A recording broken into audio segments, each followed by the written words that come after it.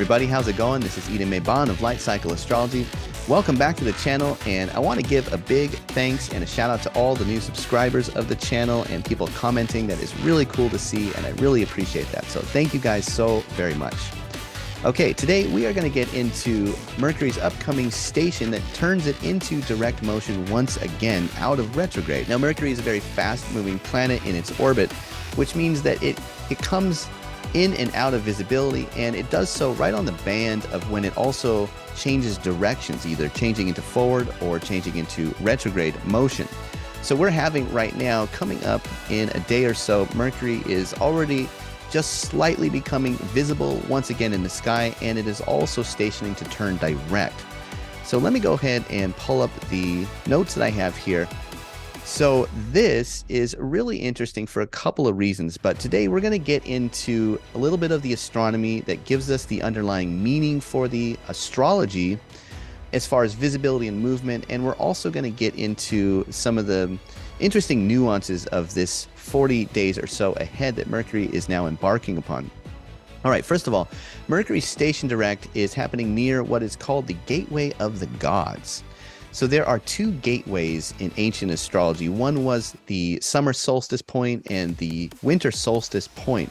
Let me explain why they named these two gateways: the Gateway of the Gods for the winter solstice, or the Gateway of Man for the summer solstice. For the summer solstice, it's because the arc of the sun as it travels through the sky during the day is at its highest declination. It's highest in the sky at that moment. And once we reach the summer solstice, then thereafter the arc begins to descend day by day, lower and lower, which is why we get a shorter and shorter day, or daylight, in a 24-hour period. Now, it does so all the way until the Gateway of the Gods, when now the arc of the sun is at its lowest declination. The sun is closest to the earth, even at its highest point during the daytime. But as it passes over the gateway, it then begins to rise slowly, day by day, moving back towards the Gateway of Man once more in Cancer. So that is really interesting, to have a planet come out of visibility very near the Gateway of the Gods, and also then change directions into forward motion, is really, really fortuitous. I think it's pretty cool. So this is happening 8:12 a.m. Eastern Time, Wednesday, January 18, right around 8 degrees and 8 minutes of Capricorn. Now, going forward, Mercury will be moving in direct motion for approximately 97 days until its next retrograde period begins. But over the next 40 days, we're going to see Mercury as a visible star before once again falling under the beams on February the 26th. So we got 40 days of visibility, direct motion, and that's what we're going to take a look at today. Okay, so if we go back to January 16, we can see right here, Mercury's retrograde, and it's at 8 degrees and 25 minutes. By January 17, 24 hours later, Mercury is still retrograde, but then slowing down. It has moved back to 8 degrees and 12 minutes, and it has moved over that last 24 hours, 13 arc minutes. Okay, so just stick with me just for a moment while I go through some of these tedious details, because this is going to highlight a point as we go on here. Now, January 18, here is where we get the station, where Mercury basically stops at 8 degrees and 8 minutes, and it has moved over the last 24 hours only 4 arc minutes. The next day, January 19, it's now beginning to move direct, and it moves once again over the 8th degree and 12th arc minute, moving 4 minutes now ahead in the other direction, right? In the direct direction. So this column over here is where it says 13, 4, 4, 12, 19, 25. This is just giving me how far Mercury is traveling in a 24-hour period in arc minutes, because it's not traveling fast enough yet to be in degrees. So we're just at 13 arc minutes, 14 arc minutes. Now, there are 60 arc minutes in 1 degree of sky. Okay, if that makes sense. Hopefully it does. But anyway, you can see that as we go down this column here, the distance that Mercury travels is a little bit further every day. Now, in this other column, what I've done is just given you the number of additional distance that Mercury has traveled day by day. So you can see that what happens is Mercury comes out of the retrograde back into direct motion like a slingshot. The fastest point in its orbit is it just increases in velocity rapidly as it shoots out of retrograde motion. So there is a symbolism here that says there's a very fast turnaround. It is very, very accelerated. And as time goes on, you can see that the numbers in this column right here get smaller and smaller, which is meaning that Mercury is picking up speed every day, but its velocity, its quickness that it is moving is slowing down. So it's traveling further, but it's doing so at an increasingly slower pace. So that all of that means is that Mercury is just shooting out of retrograde like a slingshot. Okay, let's go ahead. I want to now give you guys a little preview of the astronomy. Let's go ahead and pull up the astronomy software now and take a look at this. Let me go back to about January. Let's go back to January 10th. So there you can see there's that red orbit. That's Mercury on its inside orbit, on its inferior orbit.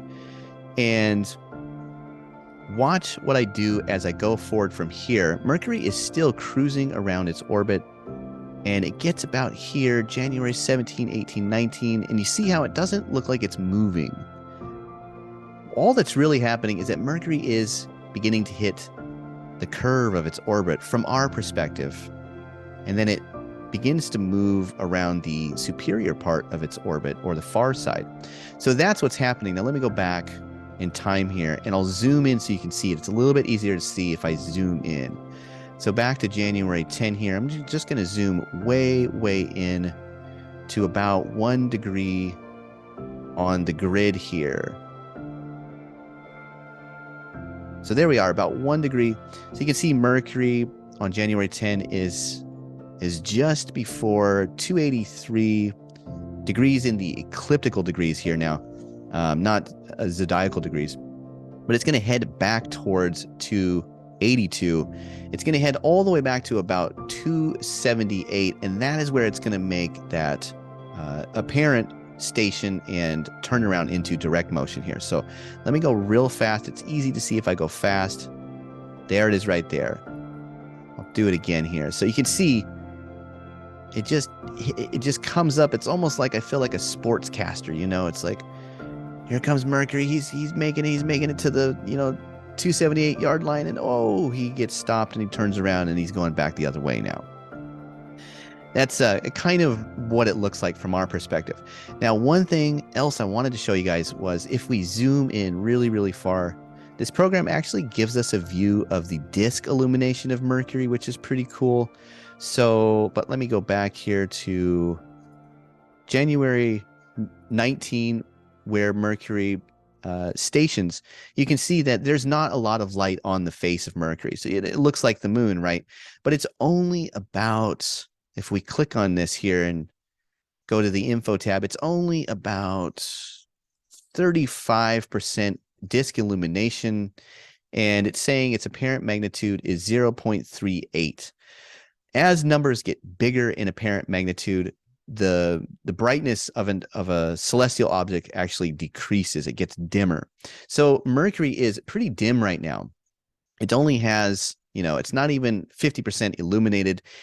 All this means it's really hard to see in the sky. So if you go out 40 minutes before sunrise, like I did this morning, and you have clear skies like I did this morning, and you look in the sky above the eastern horizon, you would normally begin to see Mercury as a little star out there.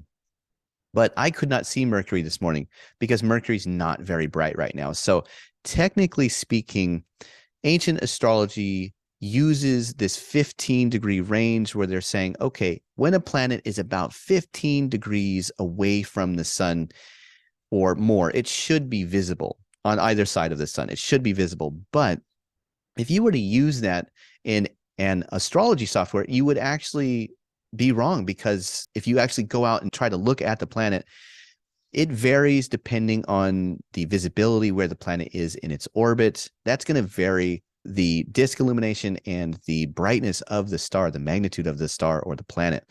So that's pretty interesting. So technically, Mercury is supposed to be visible, but it's not very visible right now, which means that there's a little bit of a signification that not only are we having a very fast, rapid change of Mercury's direction, which symbolizes kind of a quick changeover, but the symbolism also points to it being very, very subtle. It's not very strong.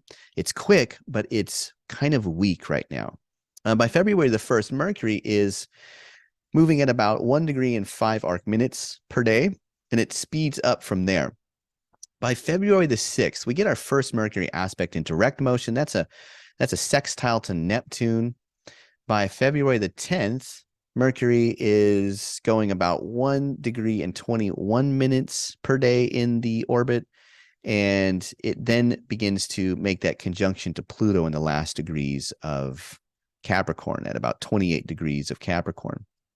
So that is another aspect that we'll take a look at as time goes on. The next day, we're also going to see Mercury pass over Pluto and then enter Aquarius. And by the time we get to February 18 here, Mercury is now at about 10 degrees in the sign of Aquarius, and it makes that sextile to Jupiter in Aries. By the 22nd of February, Mercury squares Uranus and also the same day trines Mars.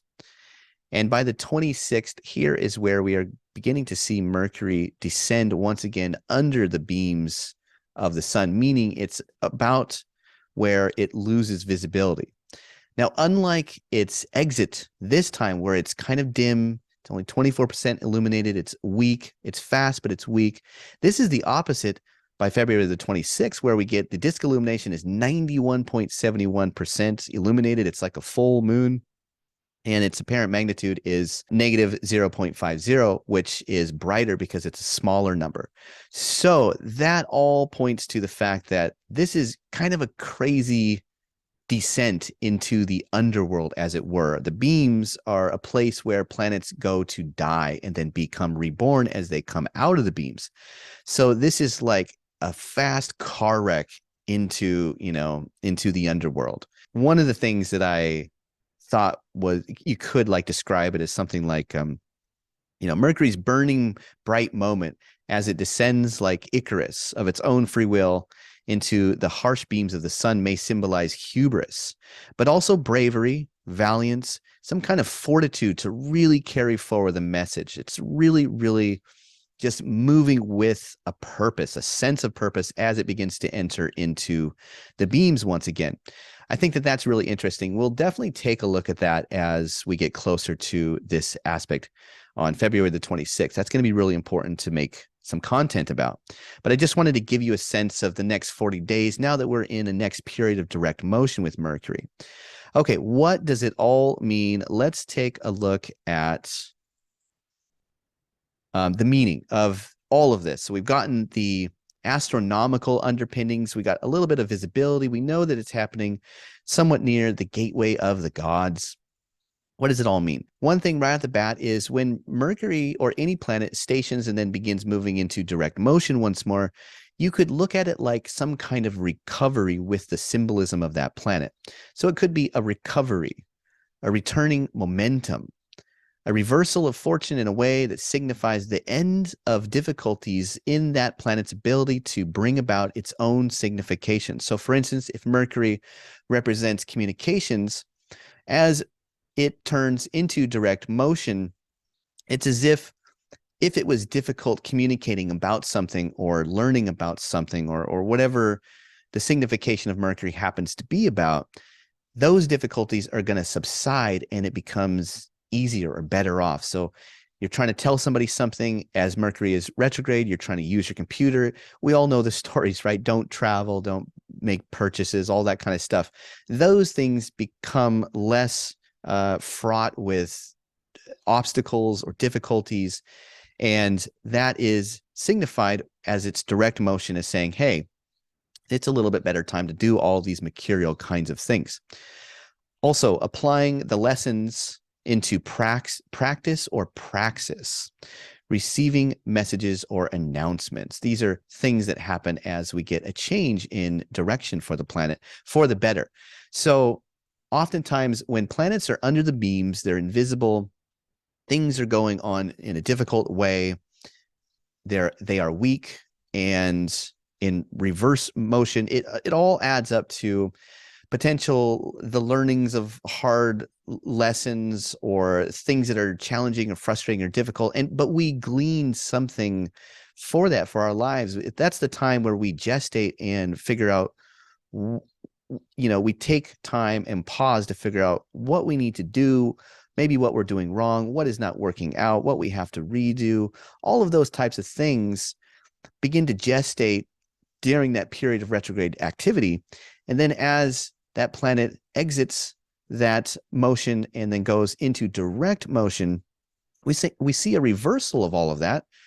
But that's maybe the time that is signified where you're going to take all of that newfound hard-won, information and then apply it actually to your life. You're going to actually put it into practice or put it into praxis. And also a time of receiving messages or announcements. Okay, so having a recovery near the gateway of the gods. What does that mean? Well, I think it may signify that Mercury's mundane natural significations, such as money, markets, technology or science, communication, sports, etc., might have something like a godlike ascension, goal-oriented, control or seriousness, having vast yearnings or otherworldly flight, with a great imagination to make things happen pragmatically. So again, this notion that the gateway of the gods is the very beginning of Capricorn, right where this is taking place within 8 degrees or so. Mercury is coming out of a reversal, heading into a direct motion, and it happens near this very powerful moment where the sun begins to rise and rise and rise from its closest place to the earth. So its most, earth was seen to be like the densest realm of divinity. So it's the mortalist realm, right? I don't even know if that's a word, but it's the realm at which things were still divine, but divinely dense, or as less divine compared to things that were higher in realm and closer to the gods, closer to the stars, closer to the sun. All the earth was seen to be the place where there was more withering and decay of divinity. So having Mercury ascend from that place and go up towards the gods gives you that very Capricornian sense that it's like there's a very strong purpose. Now, again, Mercury is in low visibility, but happening very quickly in the terms of reversing its direction or changing direction is probably a better way to say that. But as Mercury picks up visibility, picks up speed, gets going really, really fast at a fast clip, you get the sense that there is some enormous amount of goal-orientedness, seriousness, control. And this was also a place because we're so close to the earth and we're beginning to climb towards the heavens once more. There's some sense of like a vast yearning for, or like an otherworldly flight where the sky is the limit. But it's not like Sagittarius where you have unfounded, unlimited imagination. It's very practical, right? It's in a Saturn ruled domicile here. So it is pragmatic, it is practical, but it is very, very strongly serious. But it also has a great imagination to make things happen. Using the example of Tolkien, who was a Capricorn, he created an entire world, right? It was an otherworldly fantasy realm, but he did it in such a way that was very serious and pragmatic, and he created entire languages. And one thing is that it is squarely about putting it into action. It's not something he went around telling his friends about. Hey, and one day I'm going to write, a book and it's going to be great, like you might get for other signs or other times that Mercury could be turning direct in. This is a time where it's going to happen. There is something that actually happens, I think. Could there be a controlled or serious striving to recover your budget, money-making ability, communications that put you back into the driver's seat? I think that these are all pretty good indications given all of the things that are happening right now. And we also see a disregard for the concerns of comfort or the physical body in order to move the ball down the court. There is, because we're talking about the domicile that is opposite or in contrary to the domicile of the moon representing the body, Capricorn is completely far away from the body, from that a Cancerian place of comfort and body and security. Capricorn is a place that gets away from all of that. It gets far away. It disregards its comfort, its body, its security. It does something with a purpose, and even if it has to do it without regard to personal security or comfort. So again, this is a very determined change of direction for Mercury in a very serious sign near a very powerful moment where things are having great imagination near that gateway of the gods. That is what I'm seeing for this change in direction that Mercury is going through right now over the next 40 days. We are starting out very quick, but slightly weak. And then as visibility gains on the planet, we are really going to see a pickup of strength and speed. And things will also become a little bit more stabilized as we move into Aquarius. But this is a very Saturnine kind of thing that we're about to embark on. So all kinds of communications, all kinds of our abilities to make money or do serious things that have real life effect on our situations, I think those things are really going to be of paramount importance to us over the next 40 days or so. Thanks so much, everybody, for watching. I really appreciate all the new subscribers and people leaving comments in the comment section. If you haven't already, please like, share, and subscribe. Leave a comment in the section below how you like the content or how you see the astrology starting to pan out. That's always really great to hear. I'll be back again soon with another astrology video tomorrow. Take care, everybody, and have a great day. Bye.